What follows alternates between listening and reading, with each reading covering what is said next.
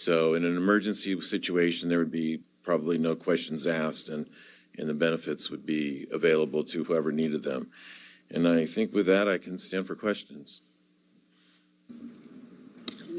Senator Wintrow. Thank you, Madam Chair, and Senator Hart. So I understand that this law was put in place, and I think 2007 is what the legislative history is telling me. I don't know, Okay. but I have the Idaho code You have the here. session Senator law. Hart. Here's my question. Why would you take away medical care in the case of prenatal care, postnatal care, and food assistance for the dependent of the child? I mean, maybe you should walk through it seems like there's 4 big, maybe 5 big things that you're going to cut out. Why those and not the others? Senator Hart. Madam Chairman and Senator Withrow, these are benefits that people would have notice that they need. They would have a long-term perspective that this is a need that's coming up, and they would have the ability to go somewhere else, maybe to a nonprofit, or maybe back to where they're legally supposed to be to have those services.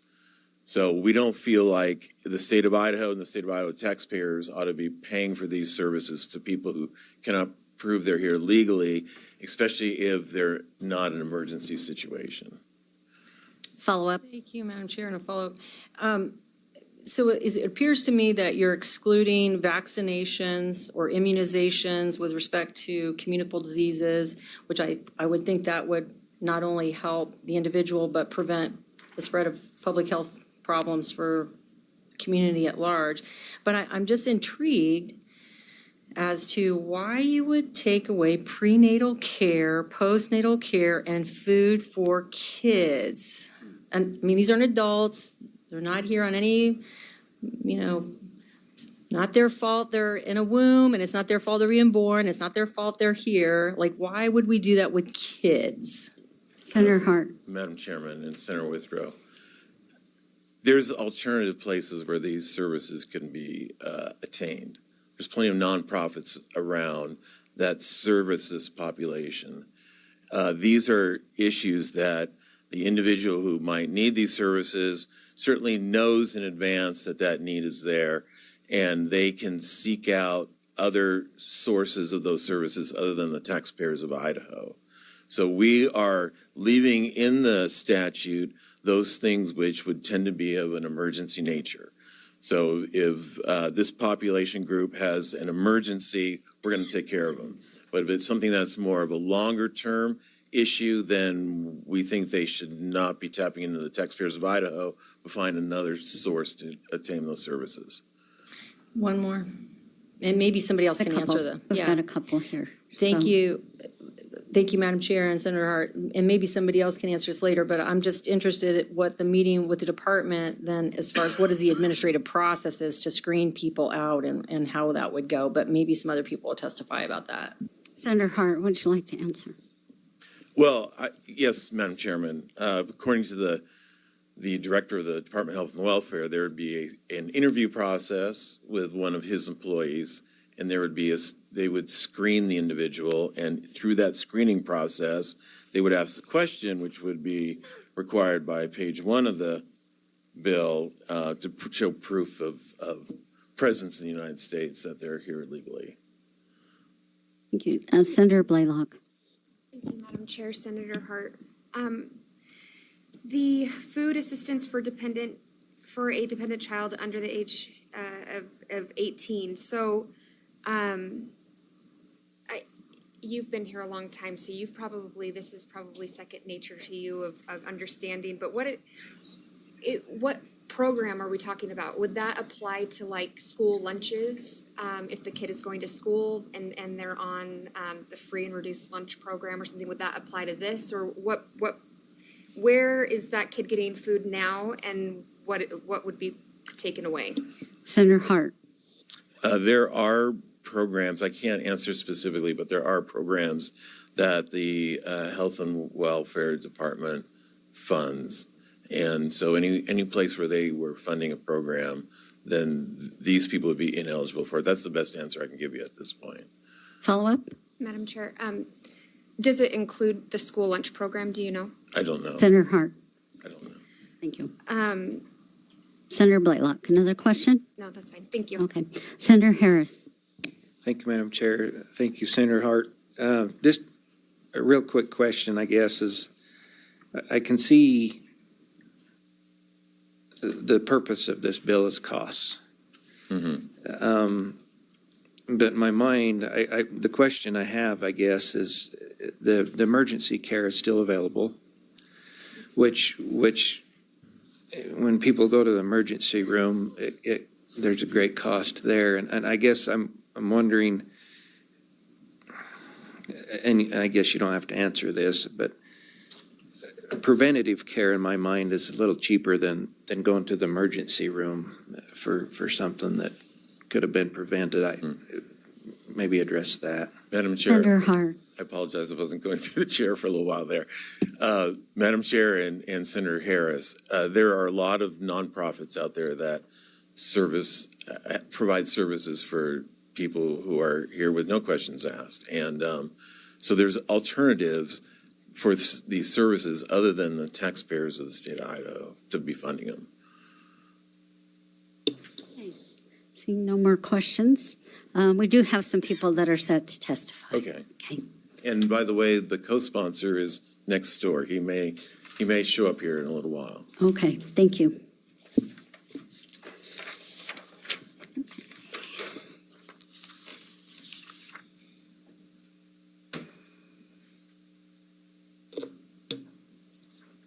Okay, first we have Craig Peterson.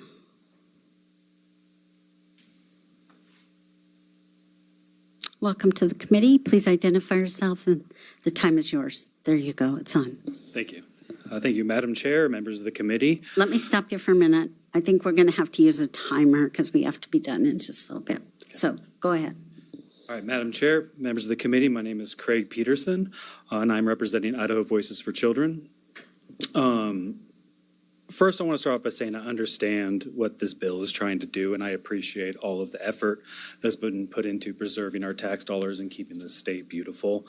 But with that being said, as a veteran, as a father, and as just a decent man, I have a hard time agreeing with a bill that has the potential to harm American citizen children and prevent them from losing access to services that fill their basic needs, such as food.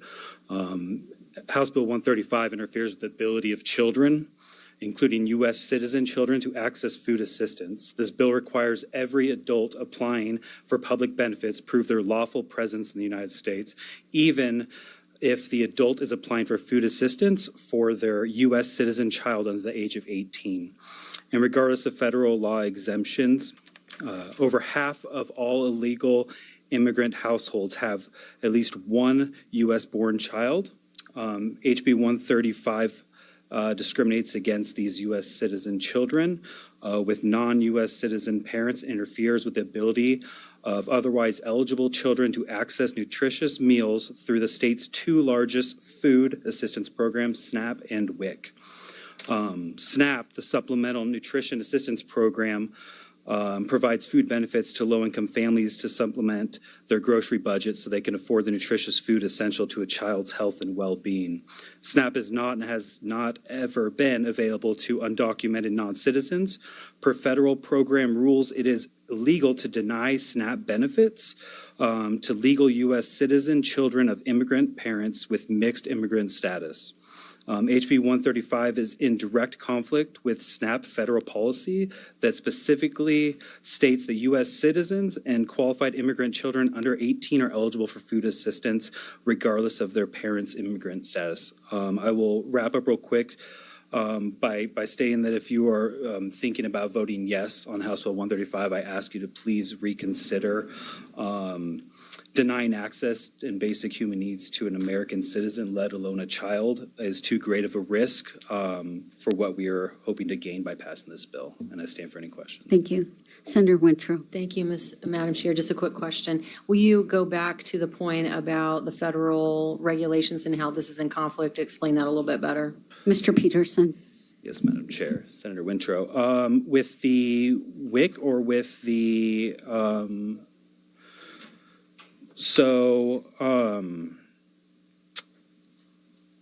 I am probably unable to answer about the SNAP and the WIC. I'm still an intern and learning, but I can get back to you with information on that. The information about how it's preventing within the bill of them getting access to it, you can actually see it written in the language in the bill on page 2, lines 40, 41. That's going to be what is limiting adults from applying for food assistance if they do not have citizenship, the parents, and the child does. So. Thank you. Senator Zeiderfeld. Thank you, Madam Chair. And Mr. Peterson, you made a statement about how it would harm American citizens, basically children of illegal immigrants. But if the child is born in America, should have American birth certificate, can you explain? I don't see how they're going to be denied benefits if they have proof that they are themselves citizens. Can you maybe give a little bit more information how you think they'll be denied and harmed by that? Mr. Peterson. Madam Chair, Senator, directly written in the bill in the plain language, it states that if the parents if they're not legally here or documented, that they cannot apply for those benefits, regardless if their child is American citizen or not. So just not having access to that for the family is preventing that child from the basic needs that they need, such as food. Okay, thank you. Okay, seeing no more questions, thank you. Thank you. Okay, next we have,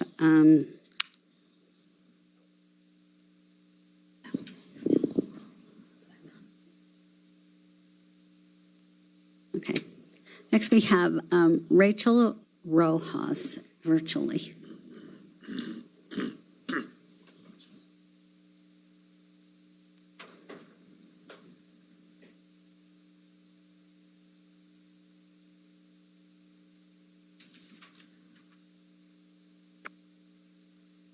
Welcome to committee. Please identify yourself, and then the time is yours. And we do have a time limit of 2 minutes. Good afternoon, Madam Chair. Thank you, and members of the committee. My name is Rachel Rojas. I grew up in Gem County, and I've been a teacher in Idaho for over a decade. I have worked closely with undocumented families and students, kids who have grown up here, who have gone to school here, who dream of a future here, just like their peers. Most don't even realize they are undocumented until they try to get a driver's license. Imagine finding out for the first time that despite doing everything right, like your peers, the system has drawn an invisible line between you and your classmates. These students are part of our community. Many of them work part-time and even full-time jobs while still in high school. They pay taxes, just like their peers. They contribute to our economy and our workforce, just like their documented peers. Yet this bill will strip them and their families of essential support like food assistance. And yes, free or reduced lunches are federally funded programs that would be affected by this bill. Let's be clear. Let's be crystal clear. This bill is not about fairness or fiscal responsibility. This is simply cruel.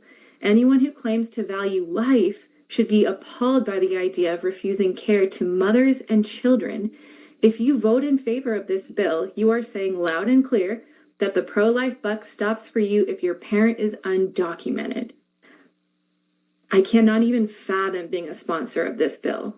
Taking a Sharpie to the very few remaining exceptions of prenatal care and children's food services. This is undeniably cruel, and every House representative that voted in favor of this bill lost my respect and Ms. vote. Rojas, House Bill 130. in our committee, we don't impugn the motives of others. So if you could please Understood. just give I'll your focus comments on to the bill. Thank you. House Bill 135 does not reflect Idaho's values. It does not reflect the kindness, decency, or pro-life values that we should extend to every person in our state. I and many Idahoans will be watching our votes carefully today, senators, and I urge you to kill this bill in committee and to stand up for the children and mothers who call Idaho home. Thank you for your time, and I'll happily stand for questions. Questions? Seeing none, thank you. Thank you for being with us. Okay, next we have Nicholas Kleinworth.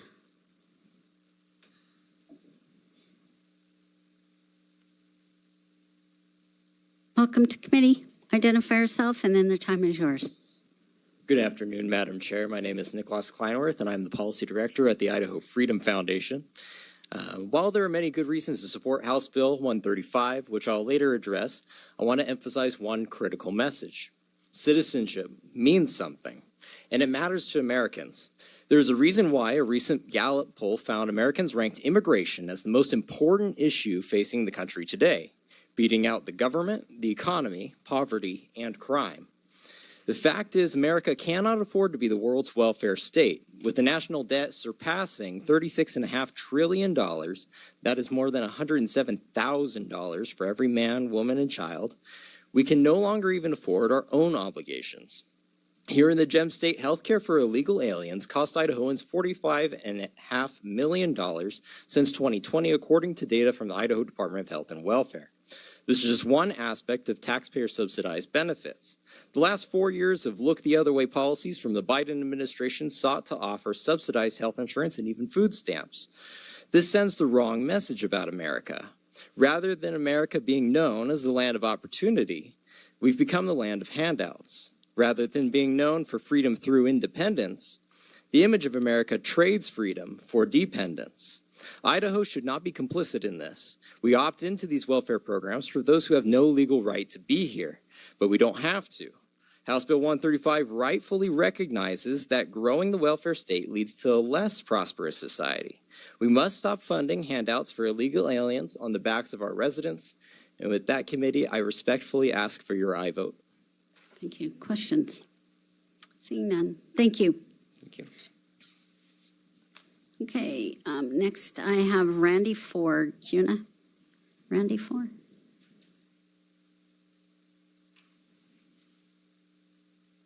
Welcome to committee. Please identify yourself, and then the time is yours. Yes, thank you, Madam Chair, Senators. My name is Randy Ford. I'm the President and CEO of the Idaho Food Bank. The Idaho Food Bank's been serving Idahoans for 41 years, and I myself have been here for over 45. I never thought I'd be older than something, but I am now. I'm here to express concern about House Bill 135. Its impact on food insecurity. When families struggle to afford food, desperation sets in. Strains health systems, law enforcement, emergencies, and emergency services. House Bill 135 goes beyond the federal law. You'll notice in page 2, line 11, where it's requiring proof of legal status for benefits that the federal law exempts. Senators, you can also see this bill would eliminate food assistance programs for children who are U.S. citizens when their parents aren't, and from expecting mothers who of potentially the next generation of U.S. citizens who rely on WIC. It's unclear if the school meal programs would be affected, and it also impacts our senior food box program, CSFP, the Emergency Food Assistance Program, TFAP. These are both vital lifelines for seniors and low-income families.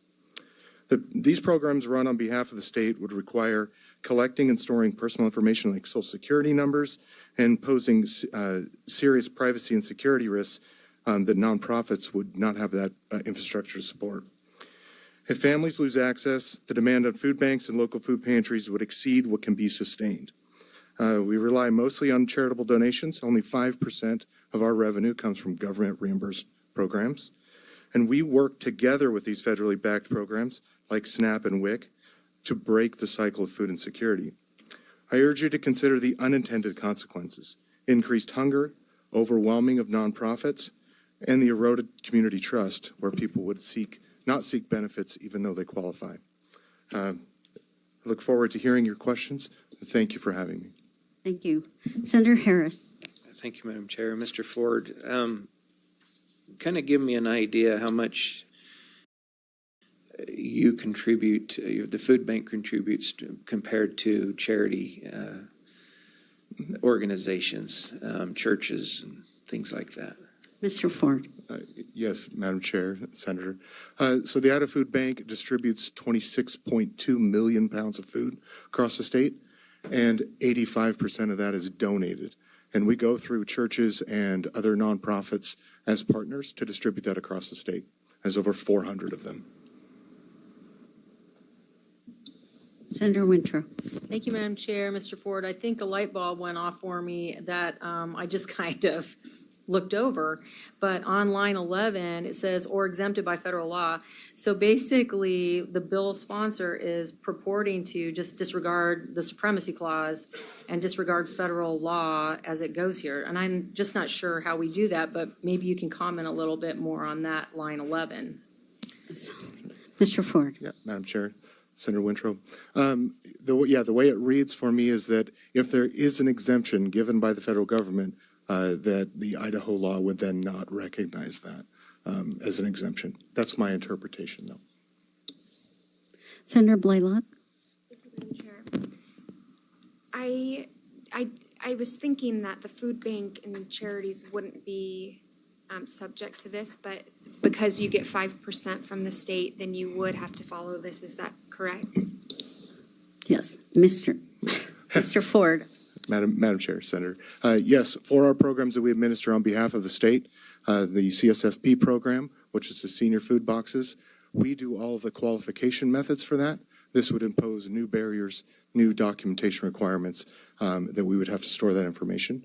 As well as TFAP, it's yet to be determined how that would be impacted, but we do the qualifications. If and when there are qualifications for TFAP, we would be the ones administering those. Follow up? Any more questions? Seeing none, thank you. Thank you for being with us. Okay. Next, we have Rose Aranda online.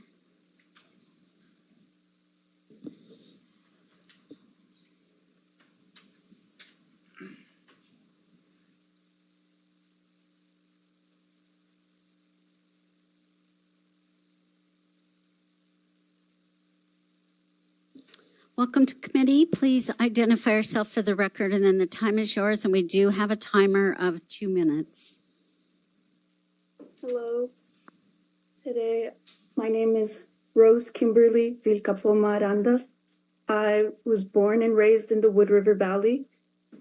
My parents immigrated. My grandfather immigrated as a sheep herder in the 80s to the United States.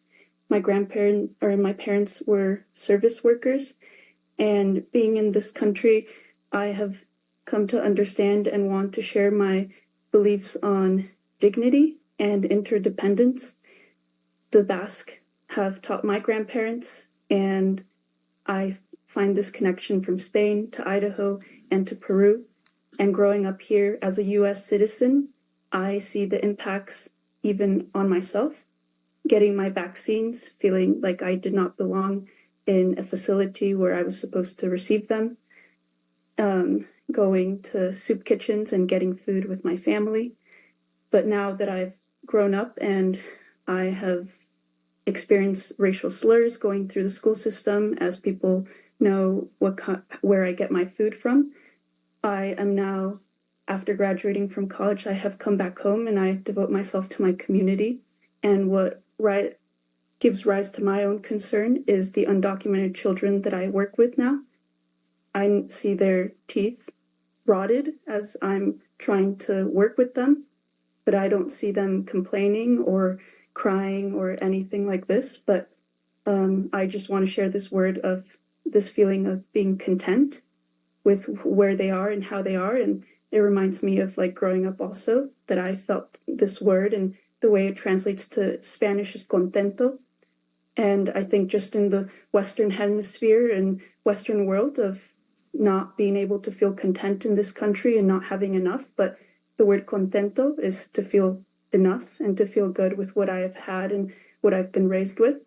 And I just want to bring up my own experiences to recognize that we're all holding each other right now. We are all coexisting, and through everything that people have shared, I think is important. And just to finalize my thoughts, as a U.S. citizen and being born here, and because of these policies that are being put forth, I still don't choose myself. A lot of the time, I don't choose to schedule therapy. I don't choose to go to a gynecologist. I still haven't gotten my driver's license, and that is all tied to my own experience. But I want elevated dignity, not just for myself, but for the children that I'm working with, and not just the brown students, but the white students that coexist with them. Okay, thank you. Questions? Seeing none. Thank you for being with us today. We appreciate you. it. Okay, next I have Ruby Mendez.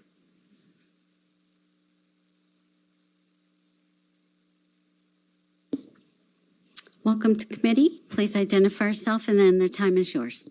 Thank you, Madam Chair, and members of the committee. My name is Ruby Mendez, and I'm here as a constituent for myself of District 11. And so I'm here to urge you to vote no on HB 135. This proposed legislation is not only harmful, it's unjust to the people of Idaho, especially our immigrant community. This bill fuels the false belief that undocumented immigrants are abusing the system. In reality, most, including DACA recipients, are not eligible for a lot of federal benefits.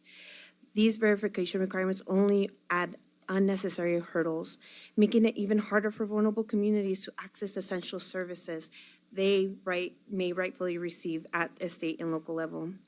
Undocumented individuals are a vital part of our community. They work in various sectors. Our Idaho taxpayers, there's plenty of studies to check on that, and contribute to the economy. Most importantly, they are parents, siblings, and neighbors with children who are Idahoans, children who deserve the same rights and protections as anyone else in the state.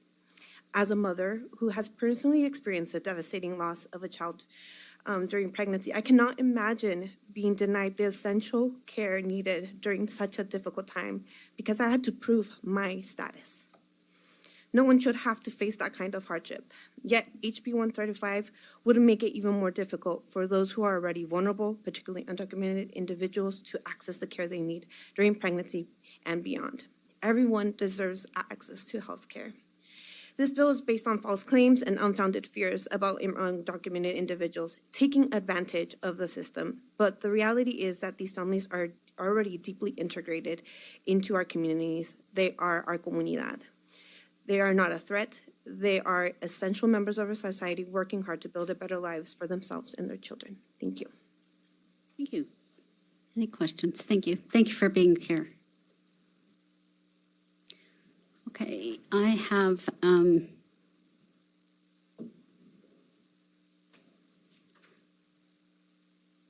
see, Estefania Mondragon. Tell me if I butchered your name there. It's okay. It happens all the time, Madam Chairman. Welcome to committee. Please identify yourself and then the time is yours. Yes, my name is Estefania Mondragon. I'm the Executive Director of Poder of Idaho, an organization that advocates for the Latino and immigrant community here in our state. We have quite a few programs. Some of them are around helping women going through domestic violence situations. So we offer transitional housing, and what we see when we help undocumented women specifically, we help all women and all people actually that come to us. But when we see usually undocumented women that come to us are, having a hard time already finding different nonprofits that can help them. Many of these nonprofits are overwhelmed. We are sometimes overwhelmed with the need within our community, and adding these, these requirements would exhaust many of our nonprofits, as we've heard today. Sometimes these women just need $400, right? That's all they ask for during transitional housing needs. Of course, we provide more if we can, but and to leave a violent situation, right? Many of them having citizen children. From our friend at the Idaho Freedom Foundation, citizenship does matter, and this bill would affect American citizens. So my mother was able to apply for WIC when we were growing up, and because of that, being able to utilize WIC, we were able to feed ourselves. Now she's a successful business owner in Nampa. So it's just some of those little things that contribute to families being able to thrive in Idaho, immigrant families being able to thrive in Idaho. So thank you. Any questions? Seeing none, thank you for being with us. Okay, I have Maria Jimenez, and that's a virtual.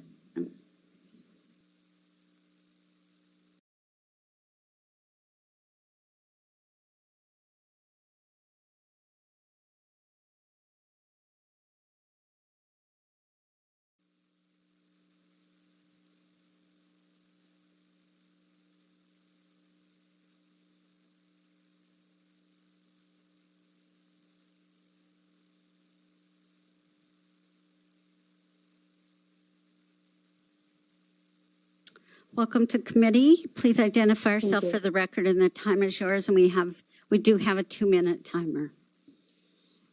Thank you. Thank you for having me. I would like to start off. My name is Maria Jimenez. I grew up in the Magic Valley area. I'm from Wendell Gooding, Idaho. I'm here representing myself, and as many previous speakers have talked about, children of immigrants, one of which I am myself. And for a moment, I'm going to urge everyone to reject this bill because of its attacks on migrant communities and members of our labor force. For just a moment, I'm going to focus on the numbers and not the people. The many issues with this, with access to these public benefits, is focusing on the range where there are 35,000 undocumented persons in Idaho, and those 35,000 individuals pay over $25 million in taxes every year. I'm referencing a report done at the University of Idaho where they found this information. There are already so many lack of access to these public benefits for undocumented individuals. They're not eligible for TANF. They're not eligible for SSI, these different public benefits. There's not enough access to them as is. So this further attacks these communities when many of these undocumented individuals are already giving in the labor force and the tax dollars to fund these programs, but then they themselves already don't have access to many of them. So this bill is further taking away access from communities that need it most, and communities that are building Idaho up. So I ask to please reject this bill. I, as a daughter of immigrants, urge for that because the facts are there. Thank you so much. Thank you. I see no questions. Thank you for being with us today. Okay. Next we have Brianne Mendez Garcia. Welcome to committee. Please identify yourself for the record, and then the time is yours. Yeah, my name is Brian Alexander Mendez Garcia. I didn't think I'd actually get up here, but yeah, I have a bachelor's in mechanical engineering. I am studying to get my master's in material science, work at Micron right now, and I am a DACA recipient. I'm undocumented, and I can remember getting immunized at WIC. I remember getting reduced lunch at Hillcrest Elementary, at South Junior High, and at Bora High School. So I am the product of the Idaho values, at least at the time. We came here in 2001.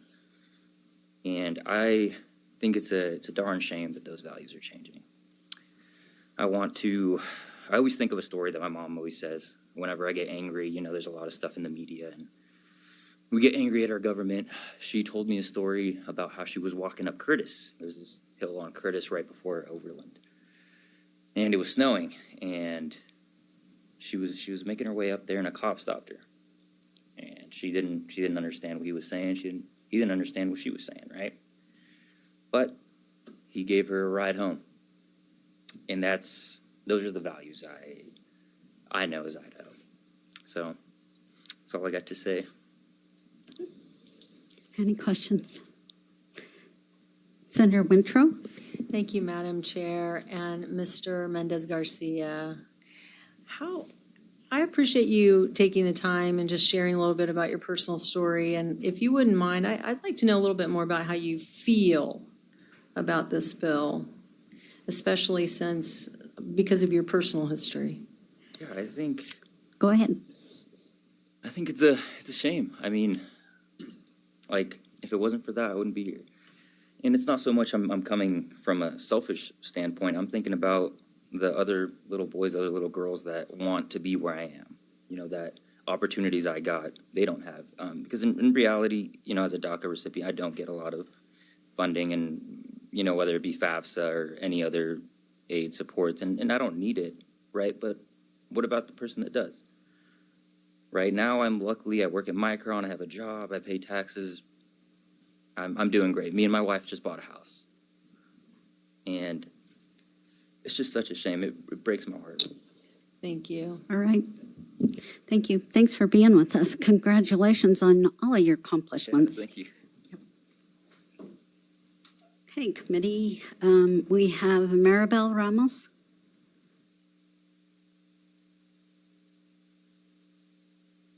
Welcome to committee. Please Hello, identify thank yourself you. for the record, and the time is yours. Maribel Ramos. I am District 10. So, you know, actually, he said it so well. What we're looking at here is denying benefits for children who are U.S. citizens. And he was not, but there are a lot that are. And so we're looking at our kids, our U.S. citizen kids. And honestly, even if you're not going to look at the moral issue of this, I could see this causing a lot more harm than good for everyone. I think somebody else mentioned the immunizations, right? You need, I think it's at 90% for it to be considered eradicated. But if all of these children who are also U.S. citizens, who didn't get to choose who their parents were, who didn't get to choose where they were born, don't get immunized, that's going to cause a lot of harm for everybody else as well, all the other children as well. And then you also think of emergency care visits. They don't get the preventive care, right? And prenatal care, postnatal care. Already you see a lot more deaths within the Hispanic community when it comes to prenatal and postnatal. If they're not getting that care, those numbers are going to go up, and your emergency visits are also going to go up. And then that's going to cause all of us to have to pay more in medical bills. And I don't know about you guys, but I do not like paying medical bills. And then we're talking about organizations. This is going to cause a hardship for a lot of our organizations that provide these services. I volunteer helping at a mobile food pantry. The majority of the people that are coming through this food pantry, they are not undocumented. They're not even Hispanic. But if I'm going to start asking them when it was already so hard to get there for all of their documentation, it's really going to dissuade. And a lot of these people are grandparents. They're older, a lot of our older citizens. But it's going to dissuade them from coming by, especially if they've already had to swallow their pride to get there in the first place. It's causing a lot of hardships, I think, on a lot of our communities. So even if you don't look at the moral aspect, look at everything else. Thank you. Thank you. Questions? Seeing none. Thank you. Thank you for being with us today. Okay, committee. That's all I have here to testify. Is there anybody in the audience that would like to testify at this time that hadn't signed up? Yes. Come forward. You're welcome. Please identify yourself for the record, and then the time is yours. Madam Chair, members of this committee, my name is Christian Welp, and I represent the Catholic Church in the state of Idaho. Thank you for this opportunity to speak with you today, and I am here to testify against this bill. The statement of purpose for House Bill 135 says that, quote, "The purpose of this legislation is to cause Idaho to not be a magnet that draws illegal aliens to Idaho." I am quite sure folks that are undocumented are not coming to Idaho to get immunizations, crisis counseling, prenatal care, postnatal care, and food assistance for their children. There are plenty of states around us that offer way more than we do in regard to social assistance. Undocumented people are coming here to work. They are coming here to make their lives and the lives of their children better. I am the first one to agree that we need immigration reform. I completely agree that violent criminals should be shipped out of Idaho and out of our country immediately. However, I do not believe that we should take away basic care such as prenatal care for any human being. I am usually here at the Capitol fighting for unborn babies, and when a bill comes forward that takes away prenatal care for anyone, whether they are here illegally or not, I become very concerned. I do believe we can accomplish the stated purpose of this bill in a better way. With that, Madam Chair and members of this committee, I stand for questions. Any questions? Seeing none. Thank you. Thank you for being here with us. Okay, committee.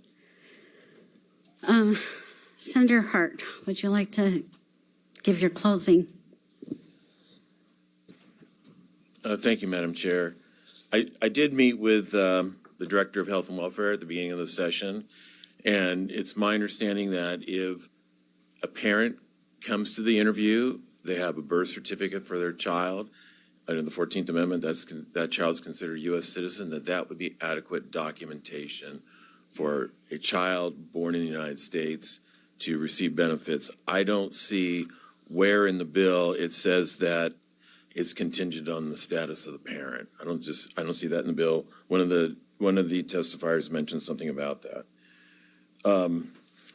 I think the Department of Health and Welfare would work with a nonprofit who received 5% of their funding from government sources. We didn't hear if that was state, federal, county, or what level of government that was, but I think there could probably be a workaround where the other 95% of their nonprofit sources of funding could be used to service this population, and I don't think that would exclude such a nonprofit from serving those people. I think we should look at this issue in the sense that there's two sources of funding. There's taxpayer funding, which is taken from people at the force of law, and I think Idaho taxpayers have a right to have their tax monies used for Idaho needs. And there's another source of funding, which is voluntary. So any Idahoan who wants to can contribute to a nonprofit who can handle these needs. There's nothing in this bill that prevents that.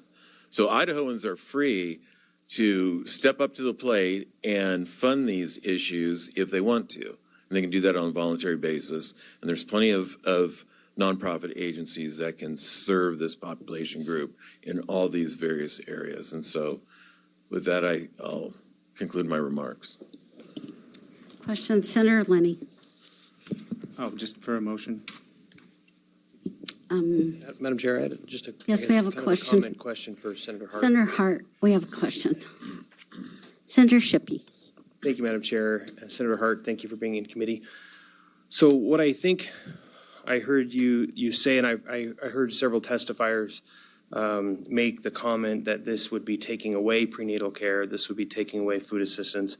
But if I heard you right, this isn't taking away, it's simply moving who would fund that. So instead of the state of Idaho through taxation funding it, it would be Idahoans through donations funding it. Am I understanding that correctly, Senator Hart? Thank you, Madam Chair. If the benefit is flowing through the state of Idaho, then this would prohibit benefits for the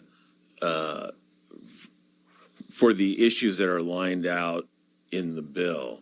But if an Idahoan wants to donate to a nonprofit who's going to be handling these needs, the Idahoan is welcome to do that. There's nothing in this bill that would prevent an Idahoan from donating money to a nonprofit to serve these particular needs.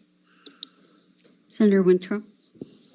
Oh, did you have a follow-up? Just as a quick comment, there were some studies that have been done. I thought it was interesting, just as, I guess, commenting on what we're talking about here, that when a society is forced to pay, because taxation is by force, is forced to pay for the needs of the poor, they tended to have a lower view and maybe I would say a smaller heart toward the poor, rather than when it was voluntary. When they voluntarily donated to assist the poor, they tended to have a bigger heart. They tended to have a lot more affection toward the poor. I just thought those studies were interesting that I had taken a look at. Senator Winthrop, is it a question? Yeah. Okay. You're so good. Thank you, Madam Chair and Senator Hart. So we heard testimony from one of the folks, and I actually looked it up on the McClure Center site, the research that was done about folks who are here who are undocumented working in the state of Idaho. Steady population in the last decade or so, 35,000 people. They get paid with a paycheck. They pay income tax, Social Security tax, sales tax. Are those people not taxpayers? Senator Hart. They would be taxpayers. But how they get their refunds, I don't know. By the way, taxpayer is a term of art. Follow up? Thank you, Madam Chair. One last question. So in the bill, it crosses out anything exempt by federal law. So tell me why you cross that out. Are you trying to sidestep whatever federal congressional laws exist that would provide benefits for this population? Or tell me why you cross that out. Senator Hart. These are state monies that we're using. And so we didn't want to, I guess, couple them with federal regulations. So if we can be free from the federal regulations, then we're going to deny those services. But there might be federal programs where if the federal money is flowing through the state, then those monies will get passed on. So I'd like to make another comment about taxpayer. So taxpayer is a term of art. It doesn't necessarily denote anything that has anything to do with citizenship status. I mean, I can pay taxes when I go to another country if I have activities there. Okay. Thank you. Thank you. Okay, I have a thanks. question. I do have a question. So would everybody that applies for these have to show citizenship? There would be an interview process with the Department of Welfare. And so the interviewee would ask for documentation to show that the people are in the United States legally. I guess I'm wondering, would it be everybody that comes to apply? If I went to apply, would they ask me for that? My understanding is the answer is yes.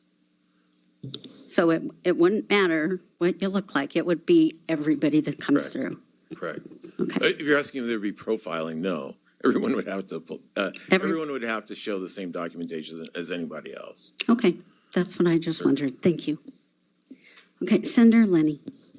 For a Madam Chair, motion. just real quick. Senator Harris. He's already sat down, never mind. We can have discussion, or did you have a question?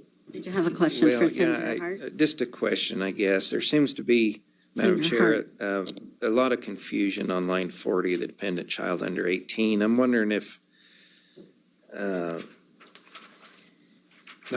there would be a willingness to maybe clarify that, maybe amend it to clarify it. I don't know. I don't know what it would take, but. Senator Hart, would you like to come forward? Madam Chairman and Senator Harris, it's going to be the committee's bill in about 10 seconds. So if you want to send it to the amending order and the committee agrees, go for it. Okay. Thank you.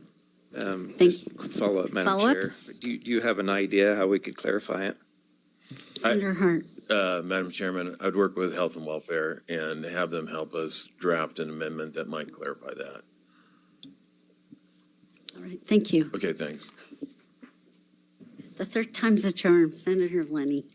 Yeah, for a motion, I'd like Motion's in order. to speak to it as well. I move that we send House Bill 135 to the floor with a due pass recommendation. It's been moved by Senator Lenny, seconded by, which one? Senator Kaiser to send House Bill 135 to the floor with a due pass recommendation. Can I speak? to Third that motion? discussion, you may speak to your motion. Thank you, Madam Chair. So I've been doing a lot of research, and this could have been pages and pages and pages, but I printed out a handful of things that I thought were relevant here. I'm just going to read through a few of them, then I'll say something else and I'll shut up. One news story, California's $9.5 billion annual healthcare cost for illegal aliens in 2025 rivals the state's entire wildlife recovery budget. New story from Reuters. Some Swedish towns cut elder care funding by 20% to redirect it to illegal alien housing and services. New York Post. New York City's $1 billion yearly illegal alien shelter bill has forced evictions, leaving 1 in 3 illegal aliens homeless after time limits. Another story, non-UK nationals, including illegal aliens, cost the NHS 500 million euros annually, while Brits wait for up to 18 months for critical surgeries. It just goes on and on and on and on and on. And, you know, I've said in this committee before that America is bankrupt. We keep pretending we're not, but we're $36 trillion in debt.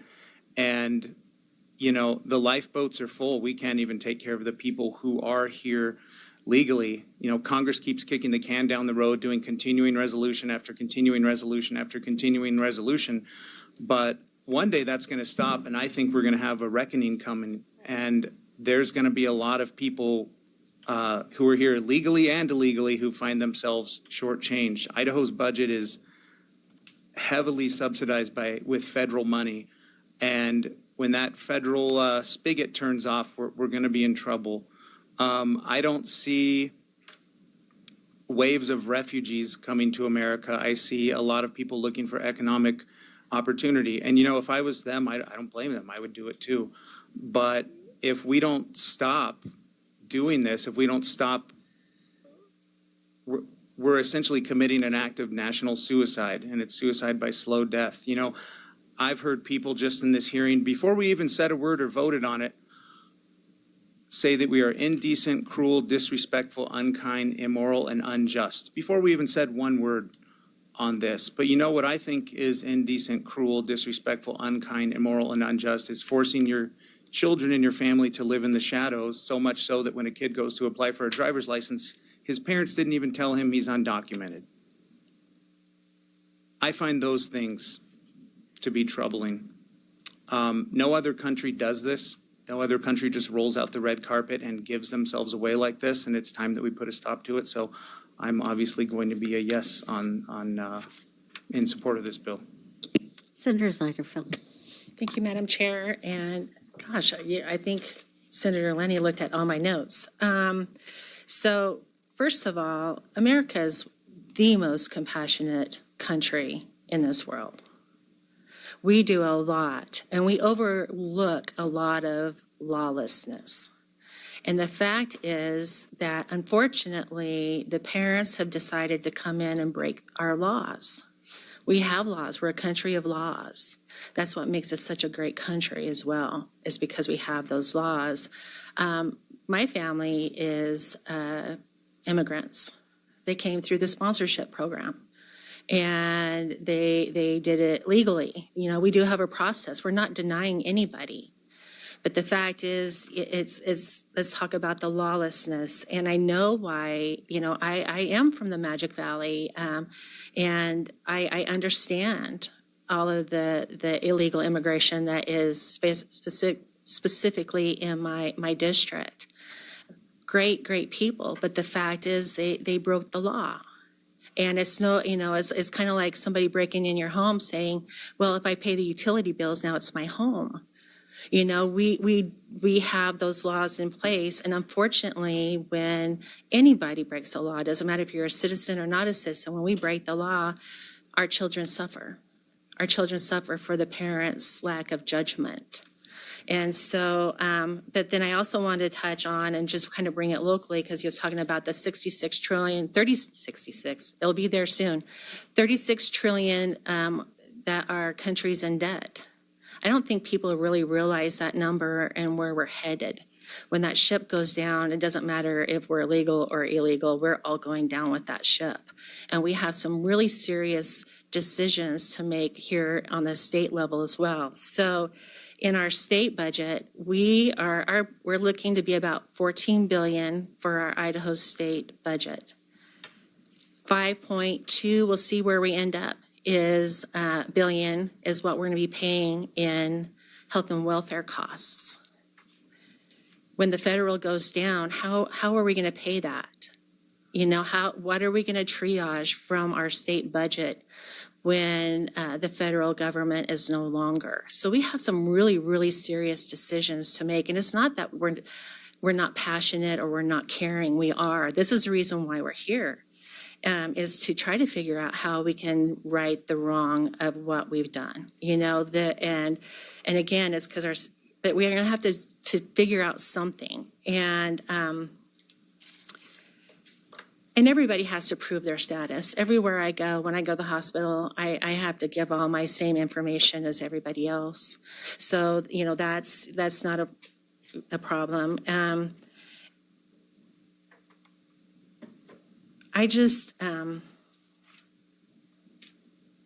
Again, the unintended consequences of where we're at today is because we have allowed this to continue for a very, very long time. And like I said, now the children, but like it was, as Senator Hart was saying too, and I was trying to look through the bill real quick. I didn't see where a child, if they have a proof of their birth certificate, that they are going to be denied. Most likely the parents will be denied.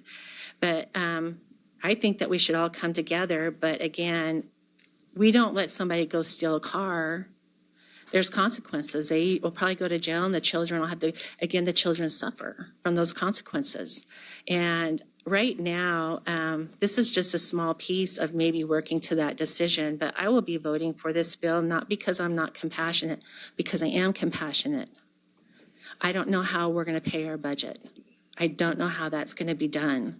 And it's not the children are not going to suffer. It'll be as parents that suffer for the lack of following the law.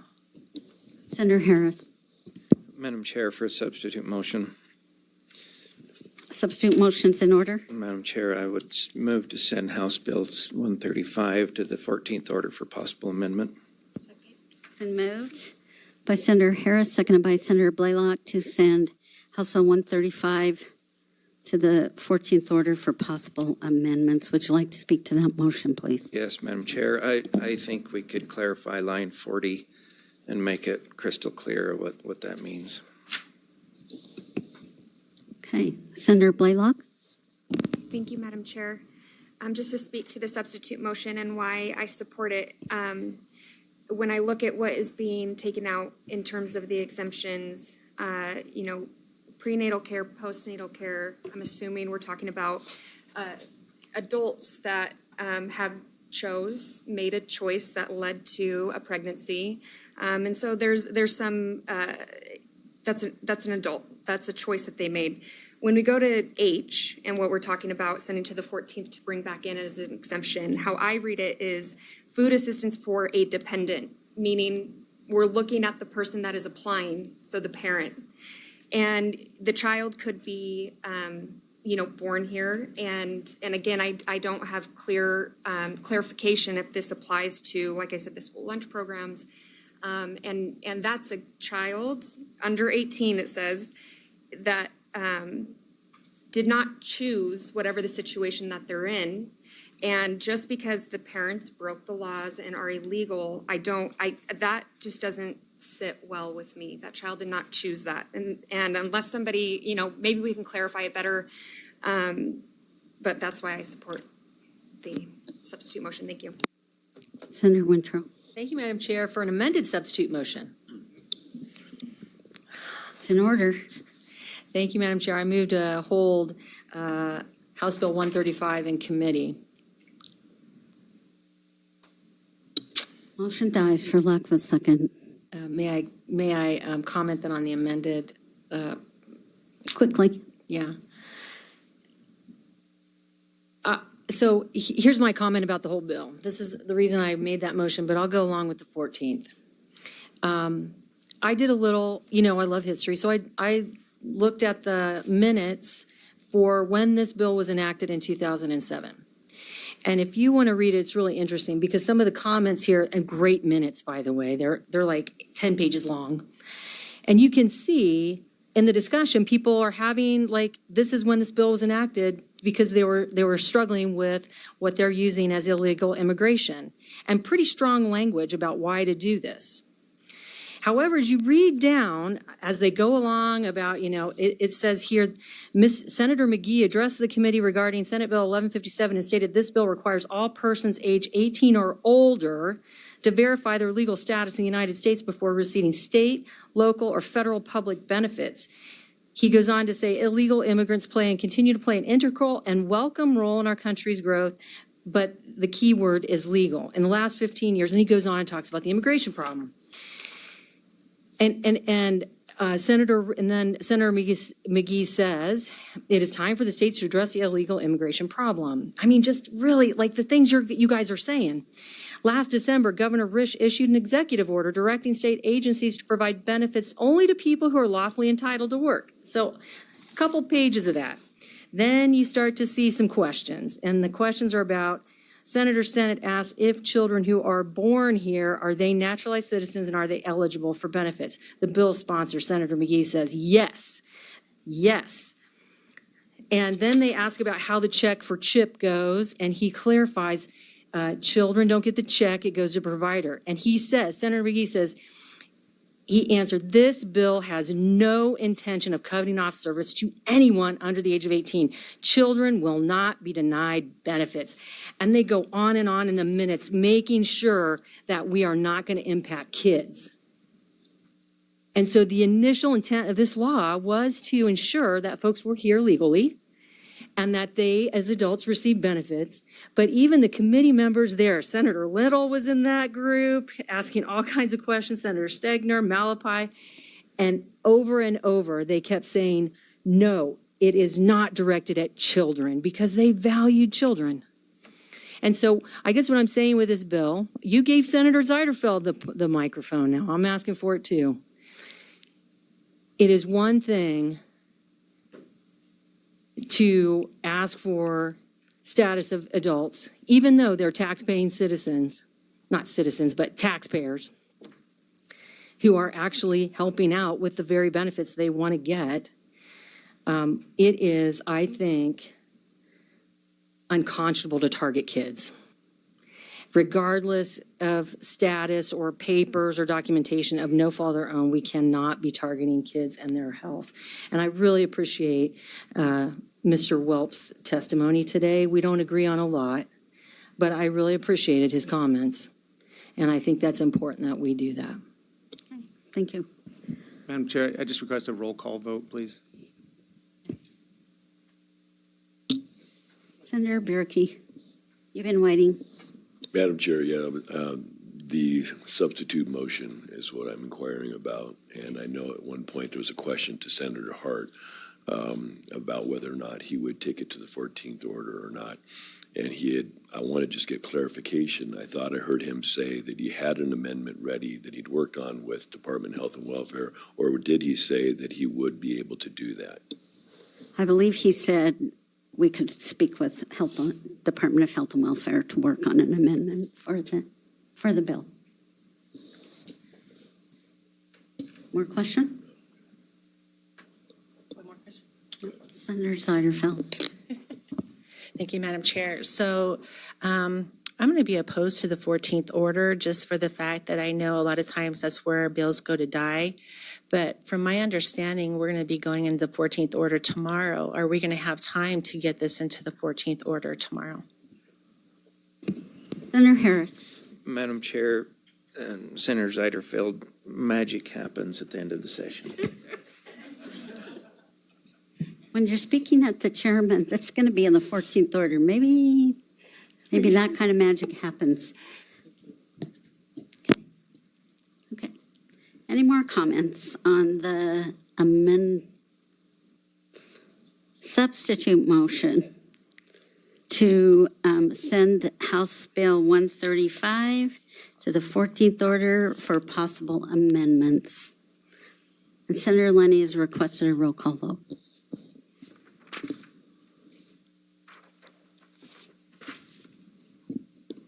Senator Harris? Aye.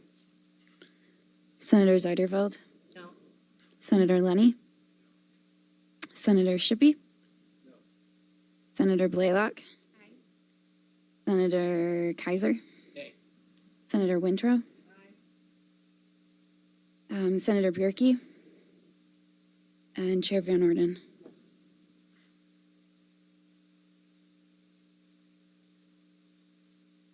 We have 4 ayes and 5 nays.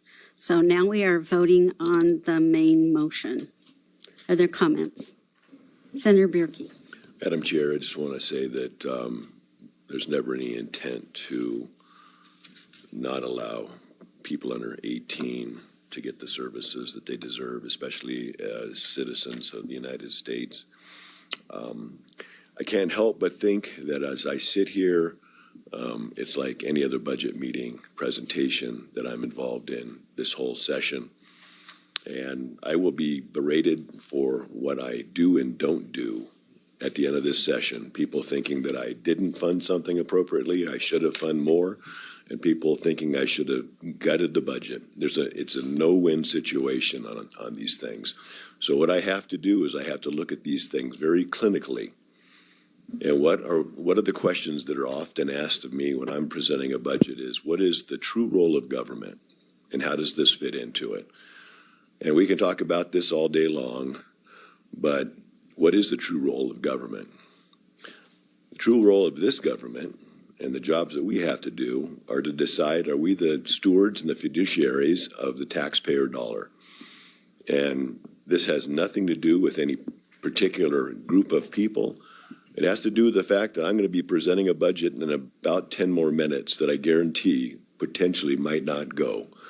It's a Commission on Aging, and what we're going to be determining on what services people that are 65 years age to 85 years age. And there'll be people that say we shouldn't do that budget. So please, I understand the emotion behind this.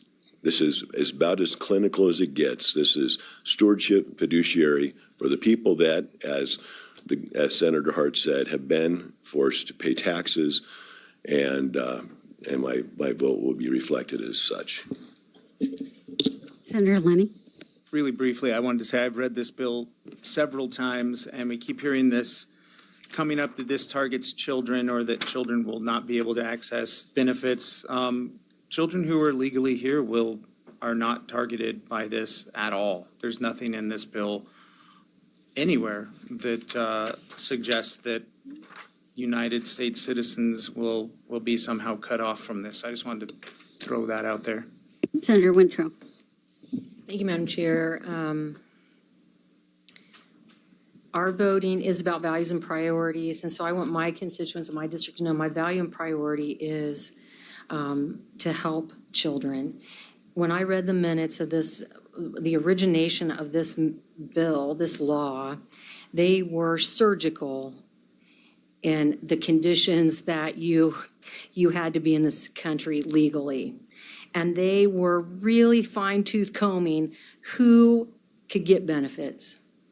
Emergency care, if you're dying. Prenatal care, they value children and pregnancy. No matter what the comments in here about being here legally or not, there's a clear value in that committee over and over that regardless, we're going to make sure we take care of children and mothers and people and adults who could spread communicable diseases into the community. Period. I value that, and I'm willing to take tax dollars to help benefit my constituents in that way, in all of the state. And I think, again, I'm just deeply troubled because what we've done is taken an ink pen and taken out selectively, surgically, the children. It says prenatal care, anybody under 18. It's all children, one occasion of adults with immunizations. And I think that is surgical. And I am gravely troubled for kids and their health. Regardless of what paper they carry, they're a human being, and we should be protecting them. Senator Shippey. Thank you, Madam Chair. I guess how I approach this is really what I appreciate the comments from Senator Bierke and the proper role of government. I'm a deacon at my church, and something that, and I brought it up before, I think in this committee, is something we've talked about over the past number of years is that over the past 100 years or so, the state and the federal government have largely replaced the role of the church and kind of have moved away, or at least added to their proper role in society, which is to do justice, which is to protect the rights of individuals. And the church has largely been replaced. I have heard that this does take away prenatal care. It takes away food for children. It doesn't do that. It simply just moves how that is funded. The same people can fund that through donations. And that is a very correct and proper way that would be funded. So I do think that is the proper role of charities and churches to help those who are in need. So I think it also, when we think about resources being limited, we don't have unlimited resources as a state. And so should priorities be placed upon the folks who are citizens of the United States, I think that is in order. I also know a lot of folks who don't have identifications, and they would also be disqualified. A lot of folks that live here in Idaho, they choose not to have identifications. They wouldn't qualify then for these services as well. So with that, Madam Chair, I will be supporting the motion. Thank you. Senator Zondervan. Madam Chair, I'm just going to request a roll call vote. All right, committee, any more questions? We'll ask our secretary for a roll call vote.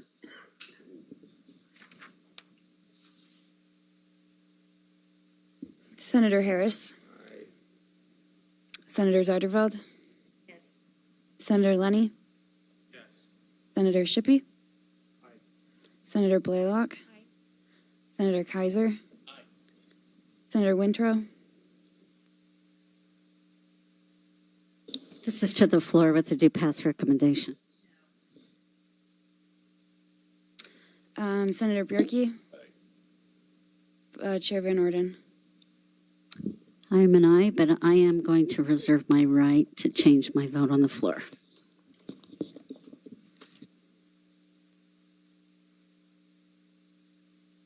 We have no business, and we're supposed to be on the floor, so meeting adjourned.